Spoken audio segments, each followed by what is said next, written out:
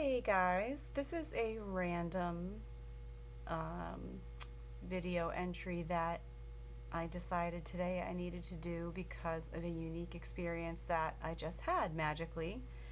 And there were some points in that experience that were highlighted to me that are kind of universal and I thought might be interesting for any magical practitioner to consider.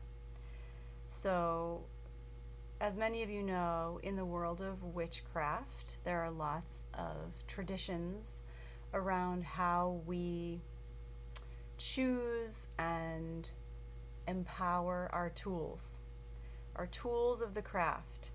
I know in American witchcraft and the traditions that I teach and the things that I do with my students, we often find the things that we want to use and we ritually consecrate them for particular purposes.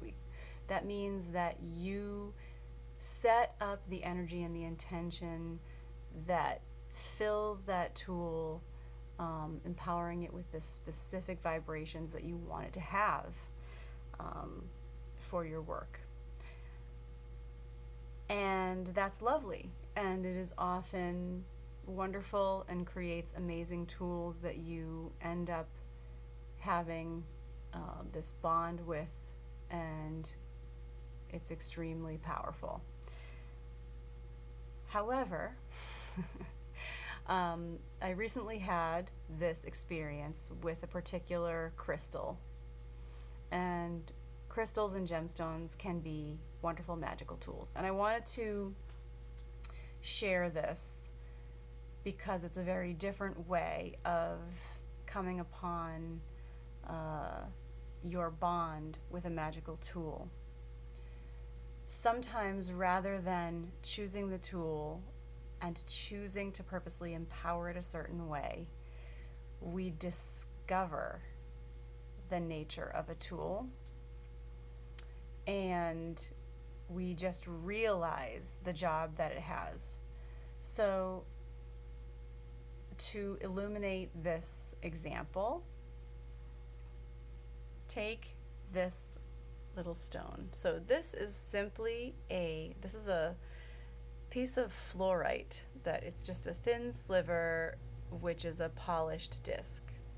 And I originally purchased that specifically thinking about some telepathy and third eye related work that I was doing.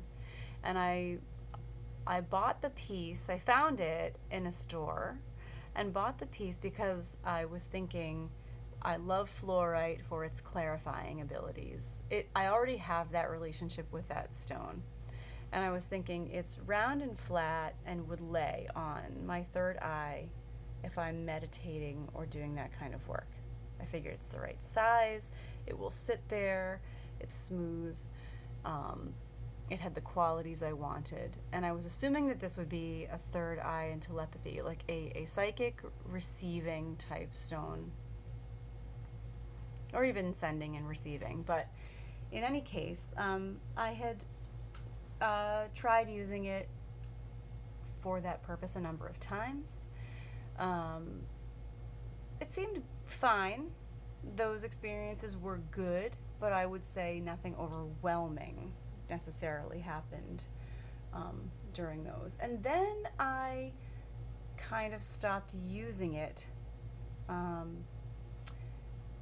for months and months. And then all of a sudden the other day, I was just hanging out with my daughter and I had rediscovered this stone in a little dish of crystals that I had. I had thought of it recently, wanted to find it. I was holding it in my hand, just holding it while we watched TV together, my teenage daughter and I. And without thinking about it, I started picking it up and looking through it like this. Looking through it, and I was looking out of our back sliders at the forest behind our house, And the way that this stone is, as you can see, there's a lot of there's a lot of clarity in there. You can actually, it's not going to come through on the video, but when you look up to this, you can see through it. You can see what's on the other side of it, but it is blurred through the stone almost. I realized, wow, this is what it looks like when I get myself into a state for scrying or aura reading, where I have that perfectly blurred, zened out gaze that allows me to see the energy signature of something. And I thought, wow, that maybe there's a different use to this stone for me than what I thought. So the next day I brought this with me when I went out walking in my neighborhood. I live in a very rural area, lots of forests and fields and stone walls, and it's very magical and spirited. So I took it out of my pocket and started looking at different areas, and it was fascinating because I could see movement of energy and movement of things through this stone, and then would take it away and realize it was not something you could see with the naked eye. Actual shapes of spirits, auras of things, whether certain houses or trees had a particular energy around them, it would look different through the stone.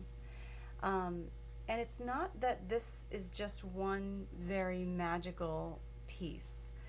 It doesn't work the same for my right eye as it does my left.